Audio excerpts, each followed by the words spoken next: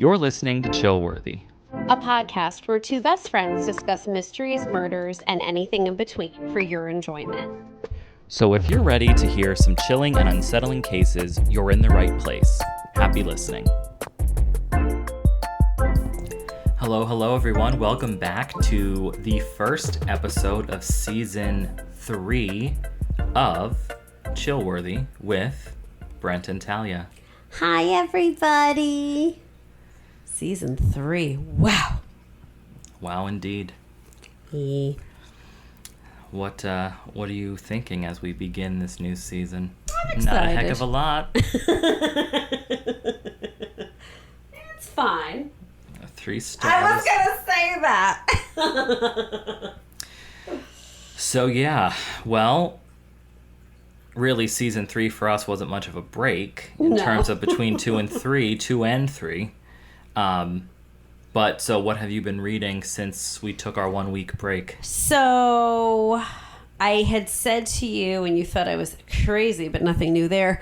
That book, What Kind of Paradise? And I said I had to take breaks because it was scaring me. It wasn't scaring me, but it was like unsettling. I have to say I would not recommend, and I hate to say that. You know I hate it.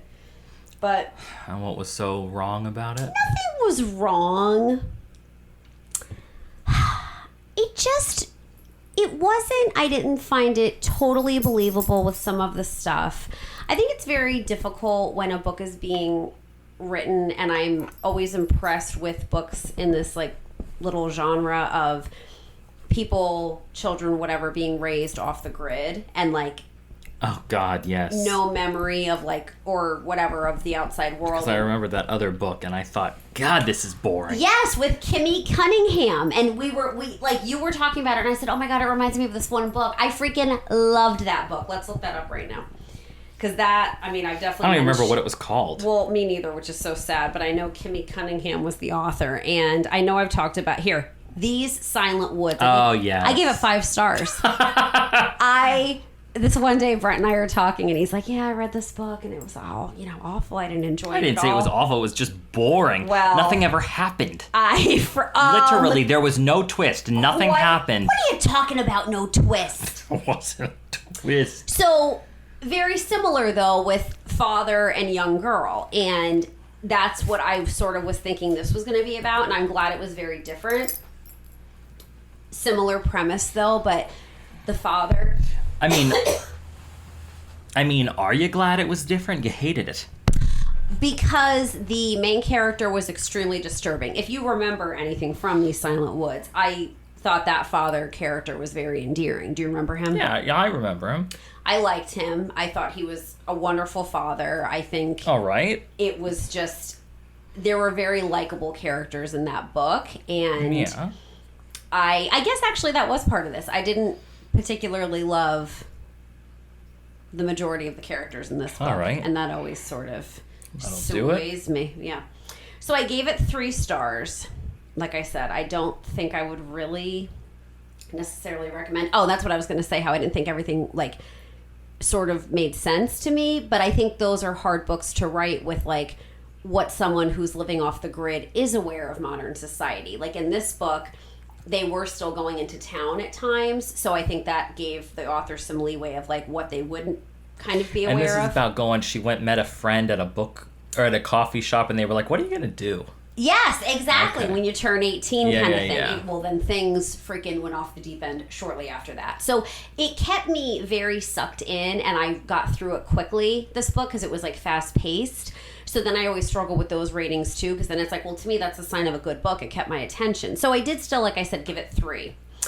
But what I thought was really interesting, at the end of the book in the acknowledgments, she says, as I'm sure some of you already know, I based the father off Ted Kaczynski, the Unabomber. Oh. And I thought, shit, I don't know a lot about him. Like, that's so fascinating to me. So then she says, I listened to this podcast that helped me sort of like develop this character. And Chillworthy. Knee. And so it's called Project Unabomb. And so she says, like, she listened to this podcast as she was developing this character. And I was like, oh, well, I remember as a kid being fascinated by the Unabomber, but, like, I didn't know much. I still don't. So I started listening to this podcast. Very good so far. So, little shout out to them. Right. Also started and finished since we met last, The Last Thing He Told Me by Laura Dave. I read another one by her. Laura Dern. Oh, gosh, if only. Goodness gracious. The other one was called The Night We Lost Him. So this current one I gave I gave them both 4 stars. So also very fast-paced. It's about a man and a woman. They're married. He has a stepdaughter. He ends up going missing. That's all I'll say. Very fast-paced. I thought it was well-written. It was good.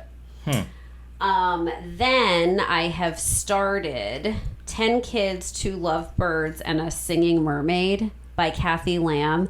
This book, so Erica read it. Her mom read it. No, it is definitely not for you. Erica's mom read it first, highly recommended it. Erica read it, and now I'm reading it. It is so freaking good. It is not what I was expecting. It's a summer read for sure. Like, in terms of it takes place in the summer. It takes place in the 70s. About these 2 families. What? Why'd you make that face? The 70s. Oh, gosh. A period piece. No. I'm out. Well, it's very good. And then now that the weather has started to change a little bit, mornings are super chilly, evenings are super chilly.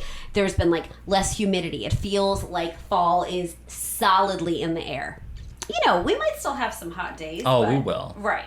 But it is feeling lovely lately. So I've really been, like, looking at my fall reading list and fall books and what am I going to do. And I really, now I'm craving mysteries more.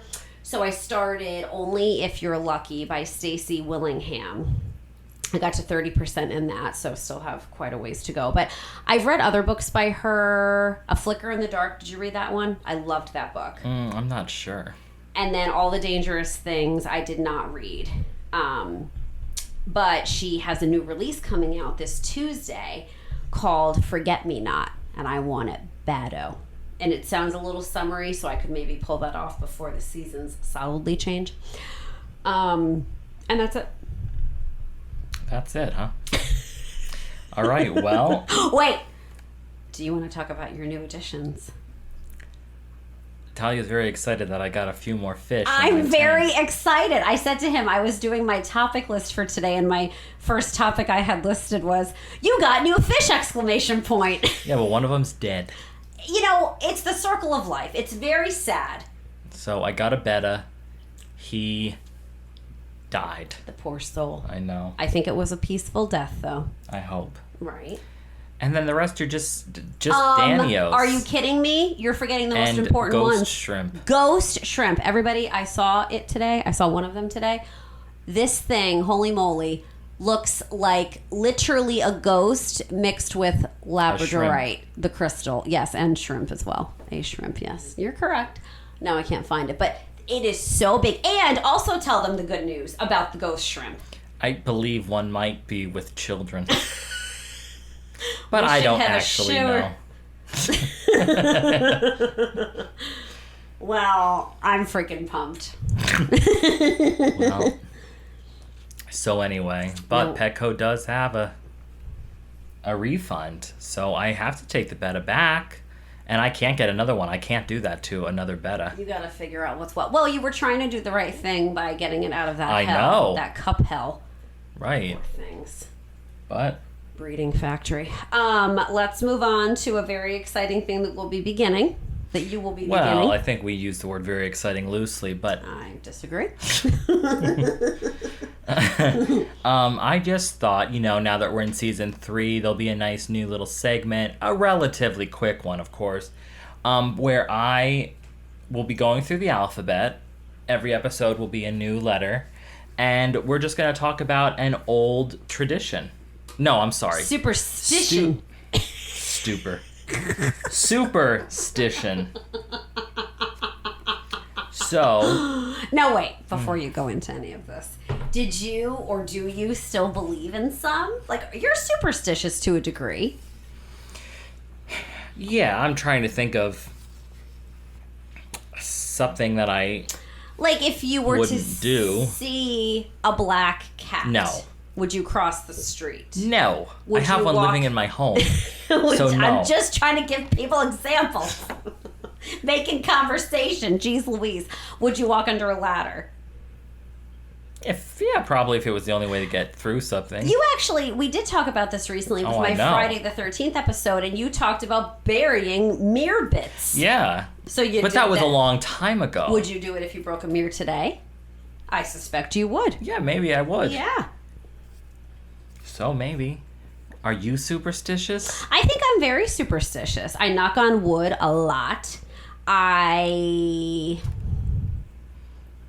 like superstitious, I feel like, in the way of like speaking, like, don't say I'll see you soon, I'll be back. I think that just is impending doom. I said to you the other day about bugs, that bugs were showing up. I forget, I saw like this crazy looking black and white spotted hornet outside. Then what was the other bug that I said I saw? And I was like, this is very bad bug luck. A lot of bad bug luck. What was I don't the other remember one? any of this. Oh, speaking of bugs, I want to say real quick. Guess what? Well, I don't know what I saw today. I told Erica about it. I called it a locust. I don't even know what that is. But she's like, oh, I think that's a cicada. And I think they're the same thing. But she said she wasn't positive. So and she also commented on like, oh, it's what you're hearing at night. Which, when this little thing happened this morning, this little showdown I had with it, it made a really loud sound before it flew away. And I was like, shit, that kind of sounds like what's happening at night. This thing was so big. I'm not even kidding you. It was probably 3/4 of the length of my palm. Oh, get out of here. Which I know is not very big, but for a bug it is. The wings on it, it was so big. One of the dogs was just staring at it.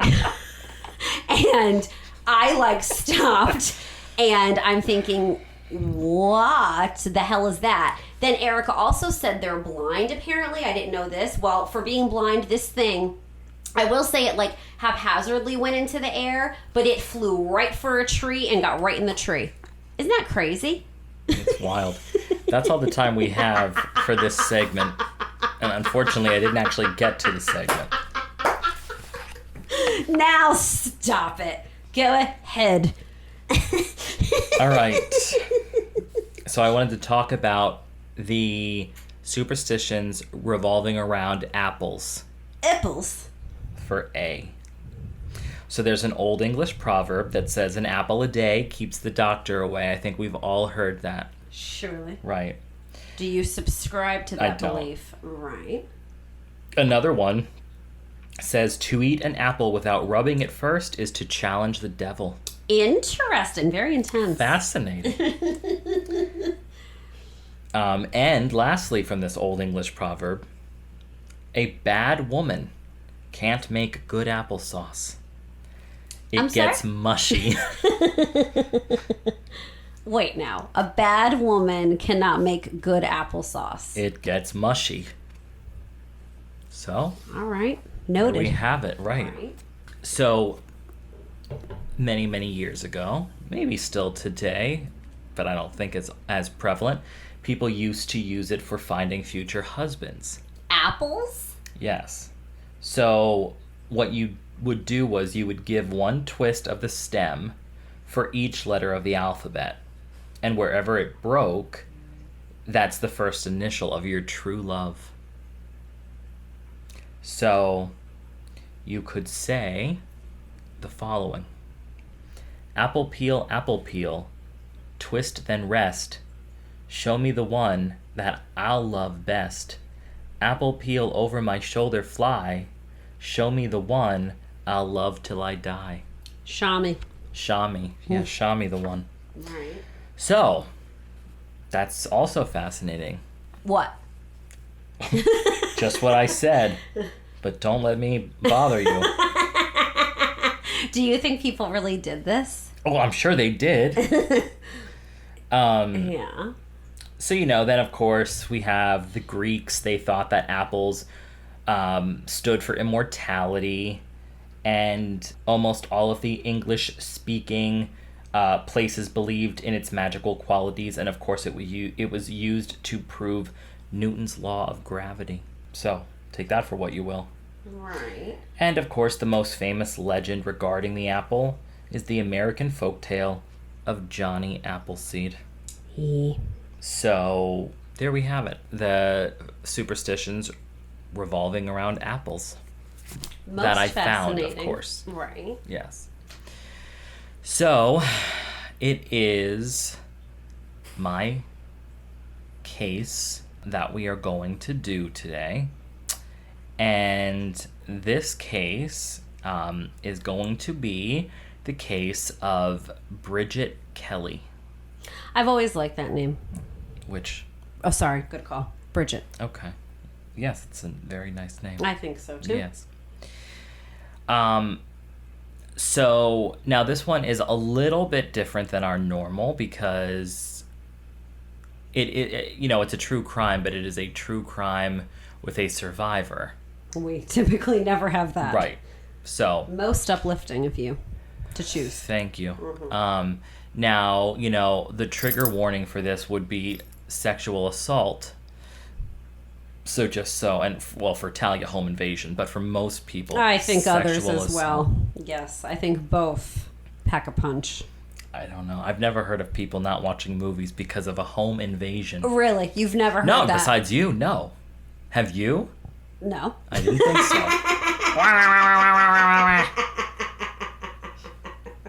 Anyway. So, who is Bridget Kelly?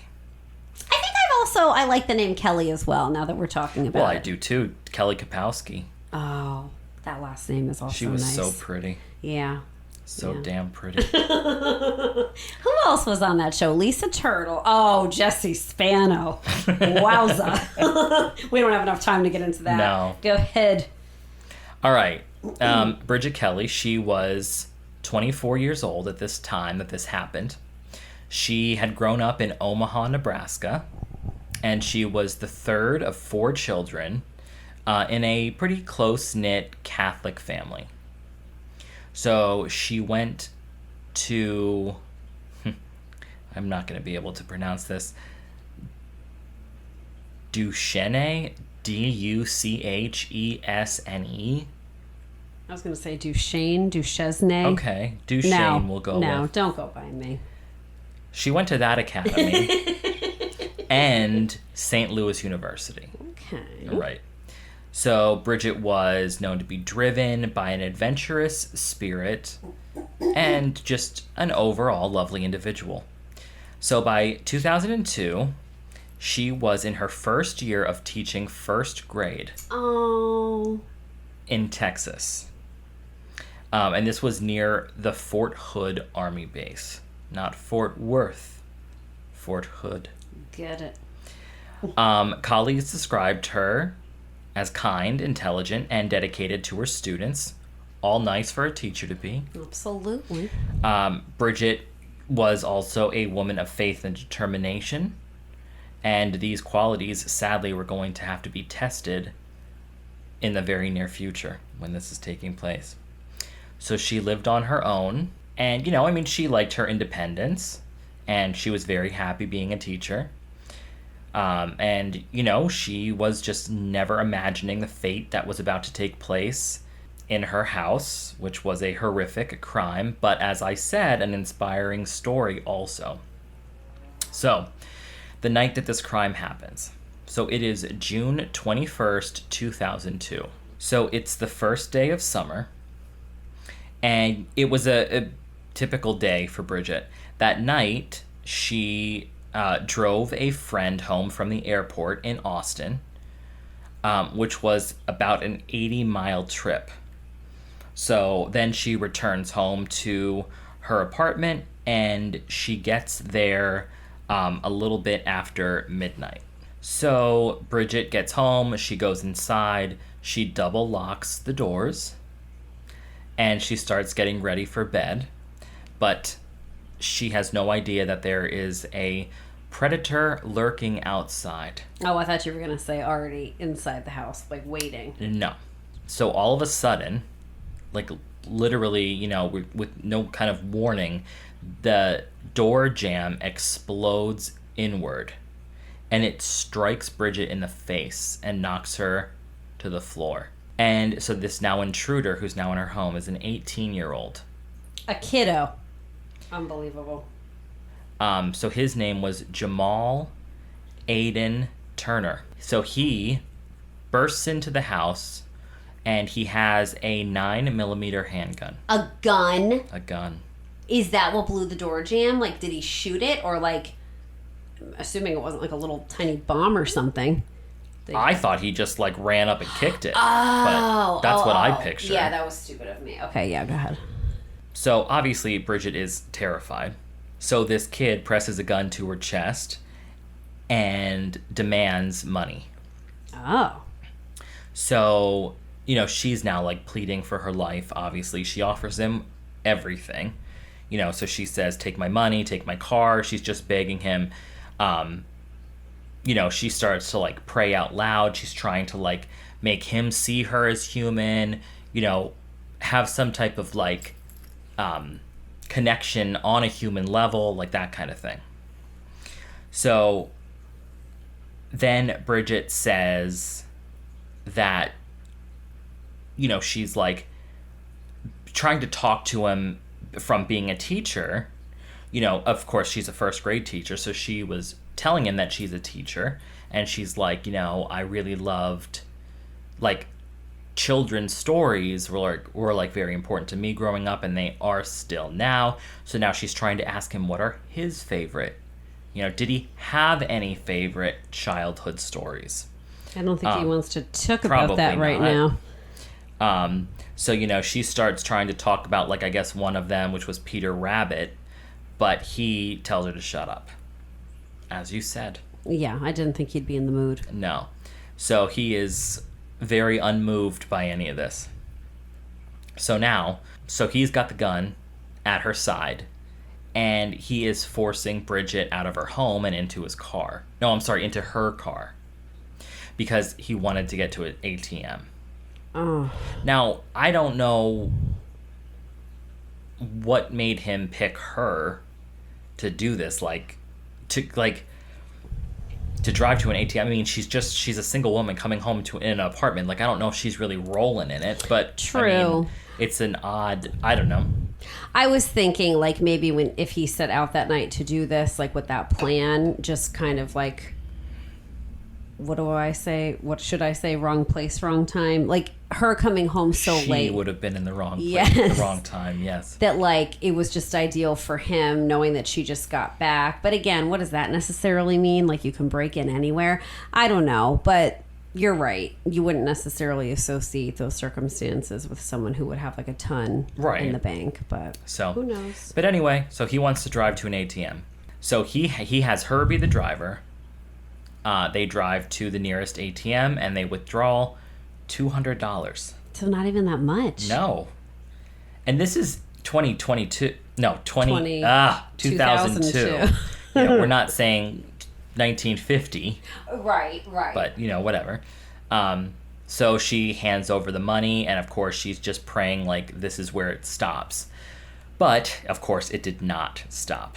So instead of letting her go, the kidnapper tightens his grip on her and sliding behind the wheel, and so, like, he then, I guess, slides behind the wheel, and he starts driving further away from her house, from, like, the pub, you know, like the town, like just out into a rural area. Mm-hmm.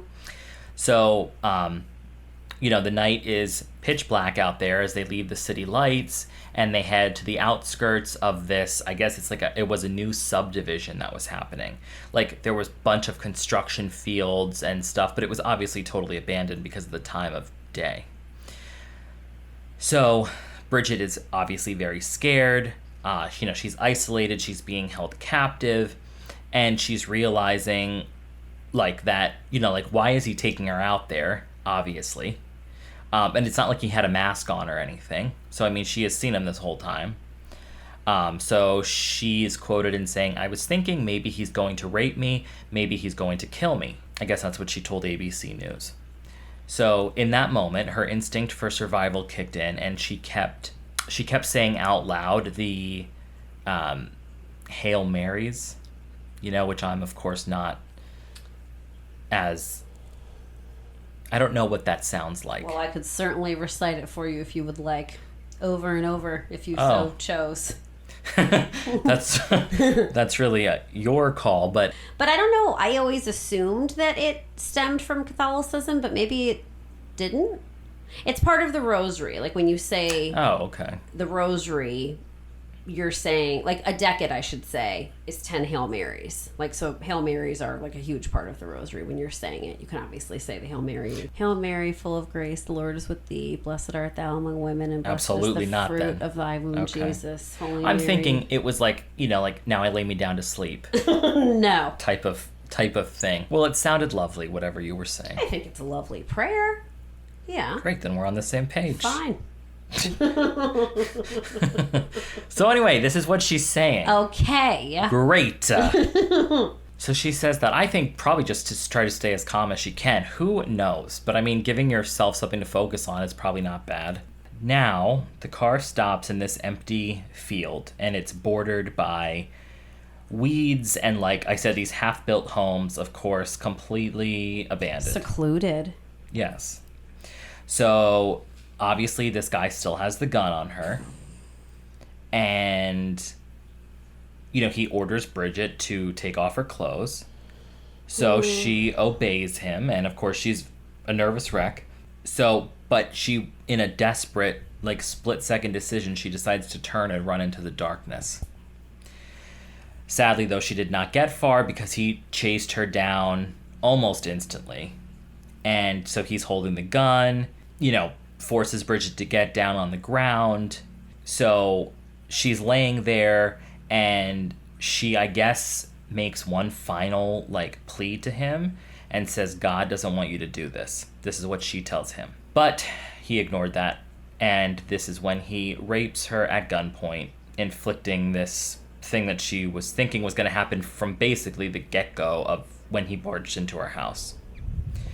So Bridget described this as just this surreal sense that she was not completely alone in the moment. She's quoted as saying, as he was on top of me, it was like God was holding my hand saying, just hold on, I've got you. That is her direct quote. Wow. So Bridget remained conscious, I guess, for all of this attack. And when that was done, the attacker makes his final, probably most brutal move, I guess, because he orders Bridget to get up and go stand a little bit away from him, turn around so he can shoot her. So she has no clothing on. He tells her to do this. The man, I guess, did not want to see her face when he did this. So Bridget kind of already realized what was happening. So she turns away and she braces herself. So he does shoot. And I believe the first shot he made missed. But then he shoots again. And the bullet went right into her back and, pushes her to the ground. And obviously now she's on the ground in a lot of pain. She fights the instinct to move because she's thinking, just play dead. So good point. Yeah, so she's lying motionless. She's just hoping he's going to go away, leave her there. Sadly, again, this man did not just go away. He steps forward and stood over her, and he shoots her 2 more times in the back. So then this is when her, she goes unconscious. And I think he thinks, so, that she was dead. So he's thinking she's dead. He finally leaves. He steals Bridget's car and her money, obviously, and he disappears into the night.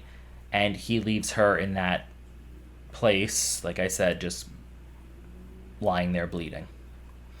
But as I said to you in the beginning, this is a survivor story. Right. So Bridget did not die.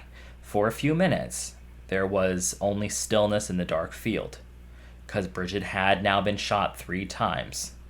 So one had gone right through her abdomen, the other 2 were lodged near some of her organs. So it's completely silent, so now she realizes that the shooter is gone. But she was obviously, majorly wounded. No clothes. She's probably freezing. But she manages to stand up. Oh my gosh. And later, I guess, when this is being an interview, she is quoted in saying, like, I stood up and I did not fall, like in this, like, kind of proud Right. esque way of talking. Right. So Bridget forced herself onto her feet. She's upright now. There's like blood falling from all these wounds. So her body was in a lot of shock. I guess later it was discovered that the bullets had shredded her stomach, liver, diaphragm, colon, intestines, and spleen. Oh my god. It's a miracle she lived. Of course. So in the distance, though, I guess across this open field, Bridget said that she did see some faint lights, like it was another newly built and finished subdivision from where she was. So she said those porch lights were her only hope. Like a beacon. Yeah, which I do have chills. Chillworthy. I do have chills. As you should for this one. My gosh. So she's like, this is my only hope. I need to get to these houses. So she said what got her there was the instinct and drive to survive. So Bridget says, in that instant, she found the strength to move. So now she's barefoot, she's bleeding, and she starts staggering towards this glow on the horizon, which are these porch lights. You know, she said every step was painful. She had lost so much blood. She was very lightheaded and on the verge of collapse. She tried to scream for help into the empty night, but there was no one around to hear her. Several times, Bridget did end up falling to the ground, fighting just to stay conscious. She kept thinking, I can't black out. I have to keep going. At one point, she feared, you know, that, like, even if she did live, you know, she had, like, a lot of fears about how much her body was damaged. You know, she had thoughts about, like, because I'm assuming from this quote, she wanted to have children someday. Oh. And she was like, I might not even be able to have babies. Like, that was, like, a fleeting thought that she had as she was trying to get to safety or to help. So Bridget makes it, crazily enough, across roughly 200 yards of, you know, terrain, basically. Farmland. Right. Well, fields, I guess I should say. The length of 2 football fields. And she reaches the first house on the edge of this subdivision. She bangs on the door. She leaves, like, bloody handprints. She's crying out for help. So inside, a woman who lived there was obviously very startled. And she hears this person desperately knocking, but she does not let her in, but she does dial 911. Oh, good. Which, you know, I mean, I can't blame the woman for not opening, but it's all, you know, this story is like, this woman just needs some freaking help, but how does that lady know that? I mean, Exactly. you know. So unfortunately, though, not knowing that help was already being summoned, Bridget starts dragging herself to the next house. She collapses on the welcome mat and she starts, like, knocking weakly on the door, and she's kind of, like, screaming in pain. This time somebody does open the door. I guess it was 43-year-old Frank James, who was an Army veteran of Desert Storm. Oh, good. Perfect person to answer the door. So, you know, he is, like, completely baffled, which, of course. Oh, yeah. I mean, Well, and if the break-in happened at 12, this is what, 2, 3 a.m.? I don't even know what time it is at this point. Yeah. But one would assume, yeah, the middle of the night. Right. So, like, he opens the door. She's there soaked in blood. He can see that she's at least got 2 visible bullet holes in her torso. Naked, don't forget. Oh, yeah, I haven't. So when he opens the door, Bridget is quoted in saying, as soon as I saw the reaction of the man who opened the door, I knew he was a father, she later said. Oh. So Frank's protective instincts kick in immediately. So he's yelling to, I guess, his sister-in-law, who's also inside, to get a blanket. And he kneels beside her and, I guess, waits for this. So then she... I'm so sorry to interrupt you. How old is she? Again? Bridget? Yes. 24, I think. Thank you. Okay. So he gets the blanket. He gently covers up Bridget, who's shivering. And he keeps one hand pressed against her back to try to slow down the bleeding that's happening. So Frank is now on his phone with 911. He's saying, you know, she's been raped and shot. She's bleeding all over the place. So despite all this chaos, though, Frank doesn't hesitate. He said, I wasn't going to leave her no matter what. He said, even if the guy returned, I was not going to leave her, which is very... Even her... Yeah. Go ahead. Exemplary. Yes. Even her, like, dragging herself up to that other subdivision, that's what I was thinking about. Like, the terror I would be feeling of, like, he's going to be watching me. He's going to come back in the car. He's going to see this. He's going to run me over. Like, make sure that I am silenced, you know? Yeah. So within minutes, police and paramedics get to the scene. Bridget is barely holding on to life at this point, but she's rushed to the trauma unit at Fort Hood's Darnell Army Medical Center. So at this place, a team of surgeons fought to save her life. She was wheeled into the operating room for 6.5 hours of emergency surgery to repair basically the catastrophic internal injuries that she suffered. Doctors would later say that it was incredible that Bridget was alive at all, considering all the damage that she had in her body. She had lost a massive amount of blood, and she suffered wounds to numerous organs, but her heart kept beating, is what this doctor said. Yeah. As dawn broke on June 21st, Bridget emerged from surgery in critical but stable condition. For the moment, she had cheated death. When Bridget's father, Michael Kelly, got the fateful phone call that morning, he flew from Omaha to Texas immediately. At the hospital, Mike found his daughter in the ICU bed, barely recognizable under the tubes and machines. So it's quoted here saying, she went from critical to serious to fair condition, definitely the right direction. He had reported, to a reporter. Yeah. But talking about how she was battling, extreme nausea, depression, anxiety, all after this, which, yeah. Yeah.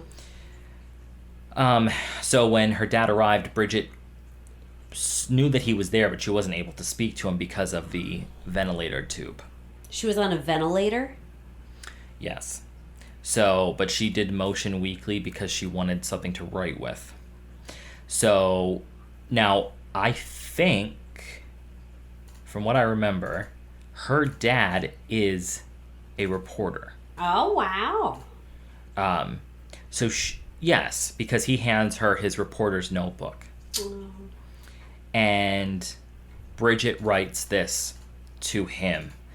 Dad, I was thinking about you and Mom and my whole family when this was happening. I didn't want to die, is what she wrote. So now, a little bit about the search for the person who did it. So while Bridget was fighting for life in surgery, law enforcement was already mobilized in full force to catch the person who did this. Responders had arrived at the field to find the horrific scene, but they also wanted to gather all the evidence. So the attacker had fled in Bridget's car, which was a 1993 Nissan Maxima, which officers immediately broadcast, put out on an alert. The police department reacted very fast. Wow. And very thoroughly, from what I gather. What a breath of fresh air. They casted a wide net around the area. Police helicopters went over, overhead at first light. Canine units were out in the vicinity, and patrol officers swarmed through the streets looking for any trace of the shooter or the car. Bridget's father said that officers were everywhere during this time. So unbeknownst to the police, the young perpetrator actually returned to the crime scene shortly after the attack. To her house or to the subdivision that was being built? To the subdivision. Okay. So Jamal had driven a short distance, I guess, after leaving, what he thought was Bridget's dead body, and he picked up 2 friends. And then he came back near the field, apparently intending to show off what he did. Wow. To the friends. But when Turner got within a half block of the site, he saw the flashing emergency lights and the crowd of first responders, so he realized that his victim, Bridget, had somehow survived. He panicked and he fled on foot.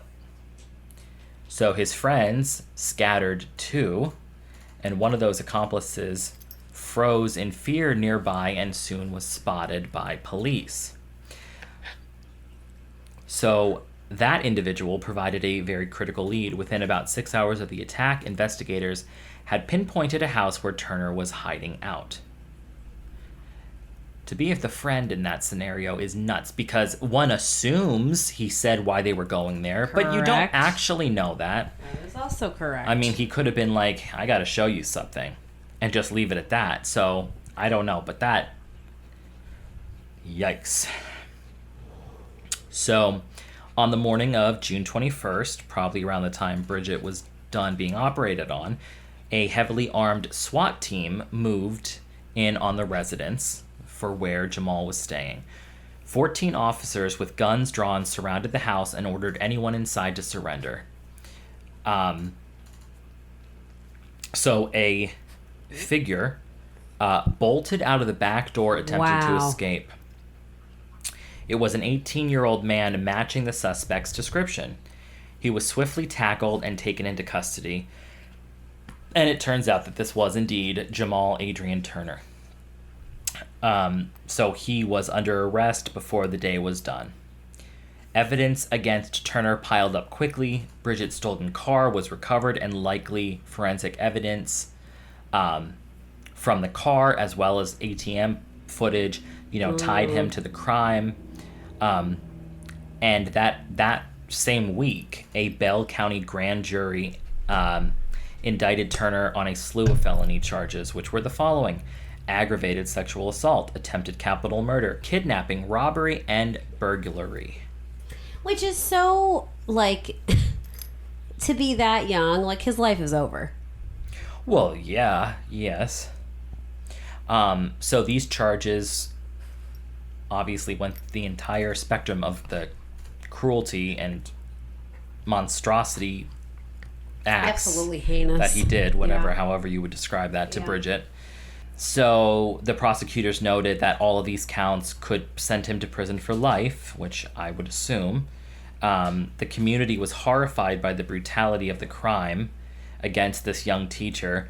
But of course there was a sense of relief that they were able to catch him, and thanks to Bridget's survival and then the swift police work, a very dangerous predator was now off the streets within literal hours of the crime. Oh, exactly.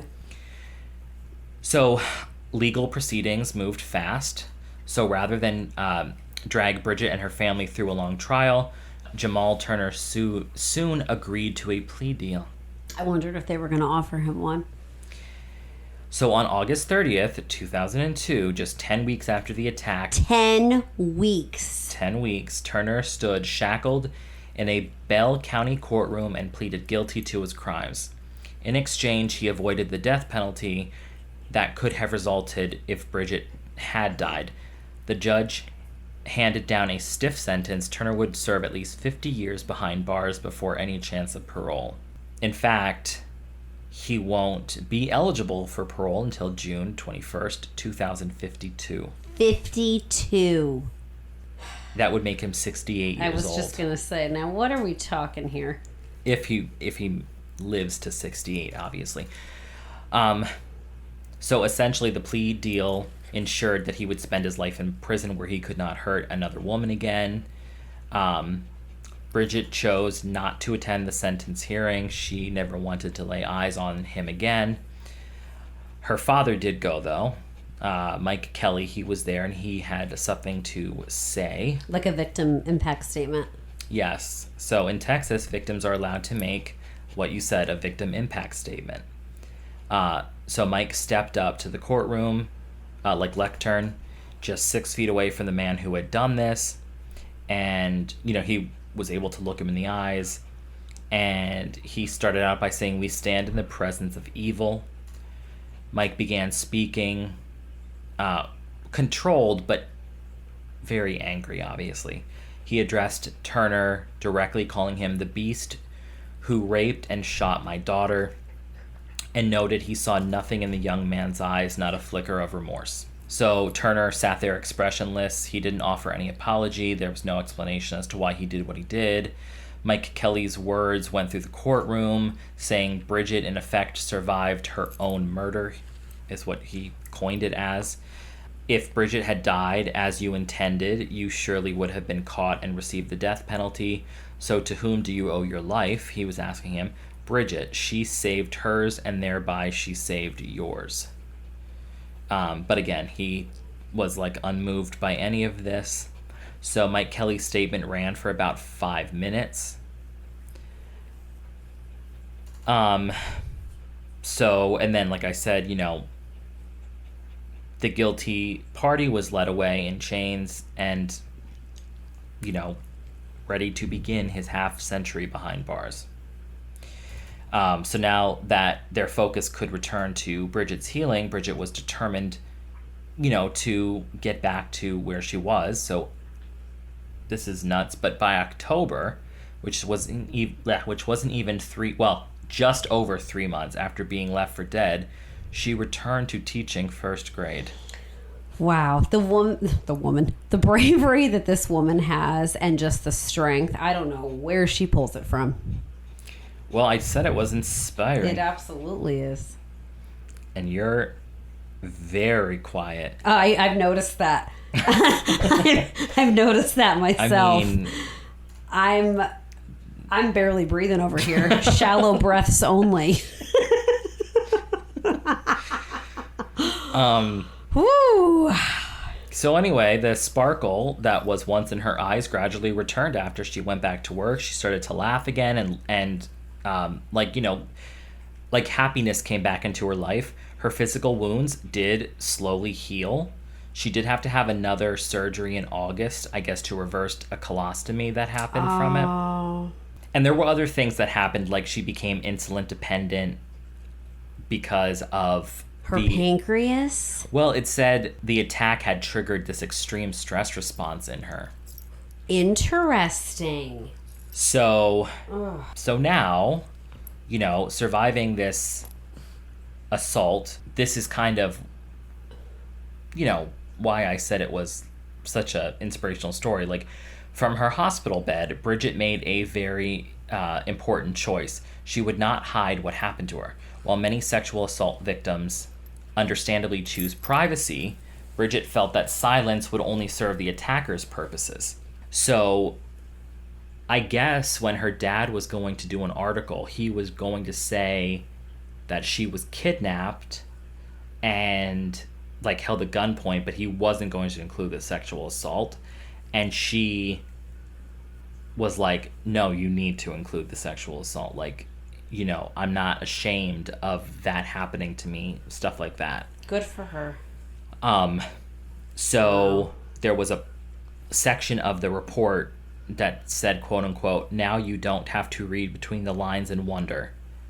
My daughter was raped. That's what her father wrote in July 2002.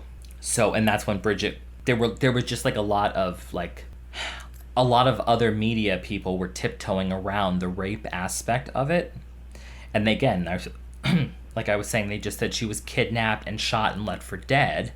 And Bridget was like, this is completely unacceptable. Why should the rape be treated as this shameful secret?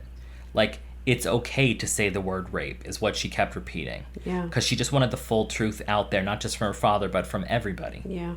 And one of her, I guess, more famous quotes is, why is it more shameful to be a rape victim than a gunshot victim? She's right. I know. So she basically started to try to shatter the stigma of what was going on there. Once fully recovered, Bridget took her mission a step further. Less than a year after the attack, while still regaining her strength, she actually began speaking publicly.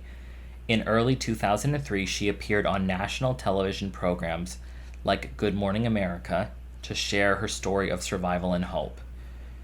She stood in that very field outside, outside that subdivision where she was attacked, and told a reporter, my name is Bridget, I was raped and shot in this field. So, of course, while she's talking to all of these people, she also started going around to schools. She addressed a room full of teenage girls. She told them all about the attack in very, frank detail. and told the students, that the rape was a reality of her life, but it was not the defining moment of her life. And she basically said if any of them ever faced such trauma, she urged them not to let embarrassment or shame silence them. And the girls were asking pretty, raw and honest questions. Some of the girls were like, do you forgive him for what he did?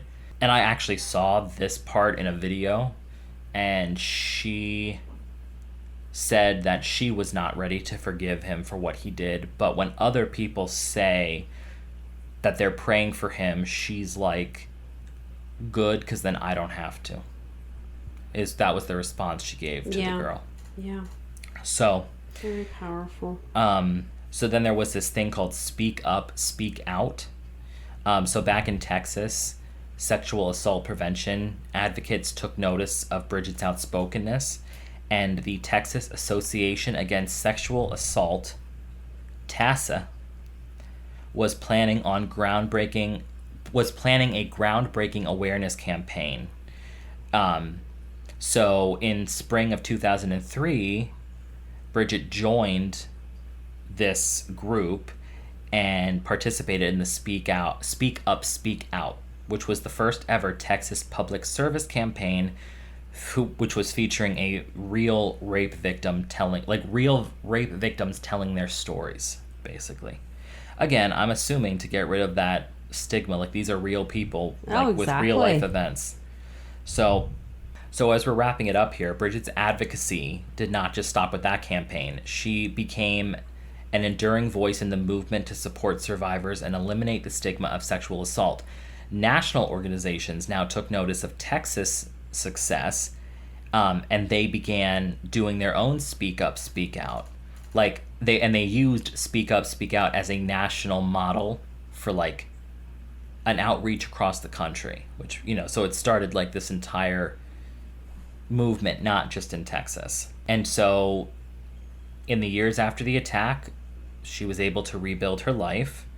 She returned to the job that she loved. She married a man who, understood and highly admired her strength.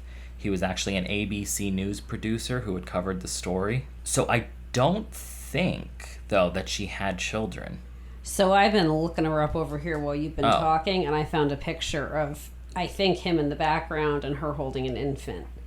Oh, okay. I don't... It's in Omaha World Herald. Kelly, a precious gift of life for a life that was nearly lost. Oh, all right. Well, then she did. Yeah. I just didn't see Well, I don't know, but it looks as though. Well, that picture, yeah. So, all right. Well, then I guess she did, which is fantastic. Absolutely.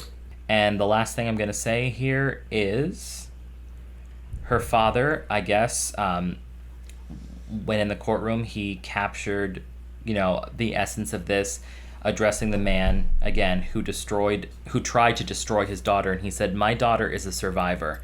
Yes, she is also a rape survivor, and she knows that she is not diminished one bit. Rape is not her shame, it's his shame." And that is the story, the remarkable story of Bridget Kelly. Very good job. So. Very well done.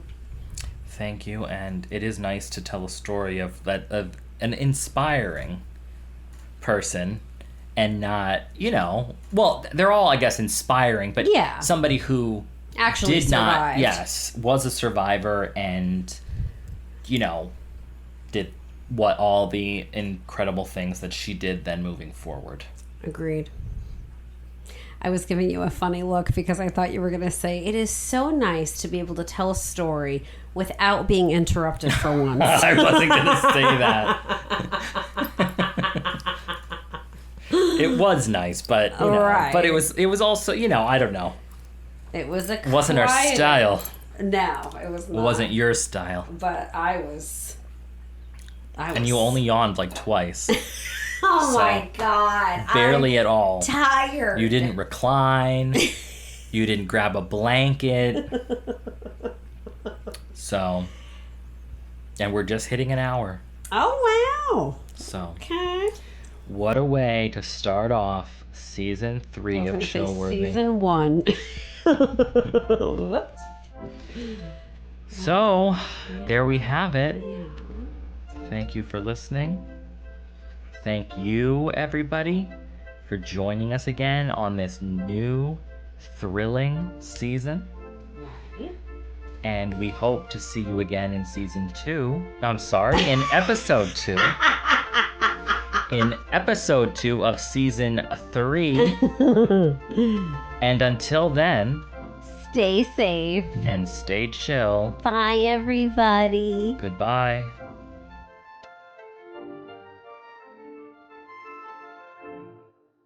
You've just listened to Chillworthy. Thank you for joining us on this latest episode. While we strive to keep our discussions engaging and lighthearted, we also wanted to take a moment to acknowledge the real lives and events that are at the heart of these stories. We try to approach each topic with a sense of curiosity and respect, fully aware of the impact these events have had on individuals and their loved ones. Our goal is to honor their memories by keeping their stories alive and shedding light on the mysteries that surround them. If you enjoyed this episode, please remember to subscribe, rate, and leave a review. And don't forget to join us on the next episode of Chillworthy.